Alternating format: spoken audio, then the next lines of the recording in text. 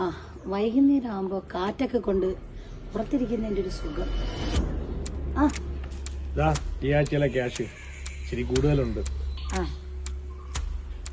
ഇത് ഇങ്ങനെ മുന്നോട്ട് കൊണ്ടുപോകാൻ പറ്റത്തില്ല. അതെന്നാടോ വർഗീസേ, നിന്നെ ആരെങ്കിലും പുറകീന്ന് വലിക്കുന്നുണ്ടോ? അതൊന്നും അല്ല, കുട്ടികൾക്ക് ഓരോരുത്തർക്കായിട്ട് പോയിസം വന്നു തുടങ്ങി. ചില കുട്ടികളുടെ അവസ്ഥ വളരെ സീരിയസ് ആണ്. എടോ പൊണ്ണം വർഗീസേ, ഈ കേരളത്തിൽ 100-300 സ്കൂളുകളിൽ നമ്മൾ ഭക്ഷണ സാധനങ്ങൾ കൊടുക്കുന്നുണ്ട്. കിട്ടുന്ന എല്ലാ കാശിനും വല്ലവന്റെയും പിള്ളേരെ കൂട്ടാൻ പോയാ പിന്നെ നമ്മളെന്ത് ചെയ്യോടാ? എന്നാലും ഇപ്പൊ ഒരുപാട് പഴകിയ സാധനങ്ങൾ വരുന്നുണ്ട്. ചത്തുപോട്ടടോ, അതിൽ നിനക്കെന്തെങ്കിലും പ്രശ്നമുണ്ടോ? എനിക്കെന്ത് പ്രശ്നം? ശ്രീരാമൻ തരുന്ന കാശൊന്നും ഞാനും കഴിക്കുന്നുണ്ടല്ലോ. അതില് വിഷമുണ്ടോന്ന് മാത്രം താ നോക്കിയാ മതി. സ്കൂളിലെ പാചകക്കാരൻ വന്നിട്ടുണ്ട്. വരാൻ പറയേ. ലീലാമേ, എന്റെ ഭാര്യ പ്രസവിച്ചു, ആൺകുഞ്ഞ്. സ്വീറ്റ്സ് എടുത്തോളൂ. കൺഗ്രാറ്റ്സ്.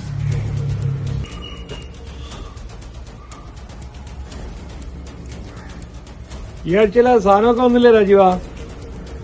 അതിനെപ്പറ്റി കൂടെ സംസാരിക്കാനായിട്ടാണ് ഞാൻ വന്നത്. ഞാൻ പറയാടോ രാജീവ, എല്ലാ ആഴ്ചയിലും മുടങ്ങാതെ സാധനങ്ങൾ കറക്റ്റായിട്ട് വരുന്നുണ്ട്. പക്ഷെ കൂടുതലും പഴകി പുഴുത്ത് മൃഗങ്ങൾക്ക് പോലും കൊടുക്കാൻ പറ്റാത്ത അവസ്ഥയിലാണ് വരുന്നത്. അതൊന്ന് ശ്രദ്ധിക്കണം, അല്ലെങ്കിൽ ഒരുപാട് കുട്ടികളുടെ ജീവനെ നമ്മൾ ഉത്തരവാദിത്വം പറയേണ്ടി വരും. എടോ താനിവിടെ ഒന്നും ഇരിക്കേ. കുഴപ്പമില്ല. എടാ പെട്ടെന്നൊന്നും ചാവൂല.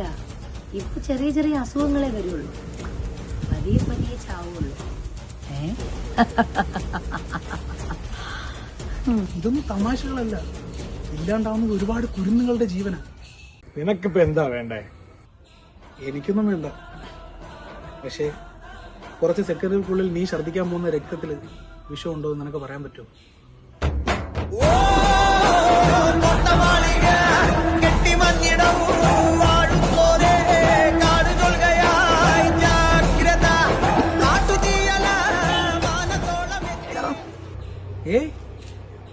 പെട്ടെന്നൊന്നും ചാവില്ല.